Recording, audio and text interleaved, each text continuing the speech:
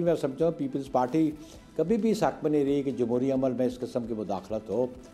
पार्लियामान जो है बिलखुसूस provincial assembly जो है वो अपने इख्तियारात भी इस्तेमाल करे, अपनी ज़िम्मेदारियाँ भी निभाए।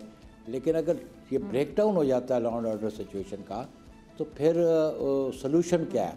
और सलूशन भी इमरजेंसी जो है वो आइनी तौर पर लग सकती है, ठीक है, दैट इज़ नॉट अनकॉन्स्टिट्यूशनल। और फिर इंपॉर्टेंट बात आपको बताऊँ, प्रेसिडेंट जब इमरजेंसी डिक्लेयर करता है तो विद इन 30 डेज़ वो रेफरेंस जाता है joint session of the national parliament पे, और फिर पार्लियामेंट उसको एक्सटेंड भी करती है, वो भी उसको एग्जामिन आवाम के मुंतखब नुमाइंदे करते हैं। तो इस किस्म की सिचुएशन जो है अभी भी अगर अपनी ज़िम्मेदारियाँ निभाएँ तो शायद गवर्नमेंट ये इकदाम ना उठाए इमरजेंसी का।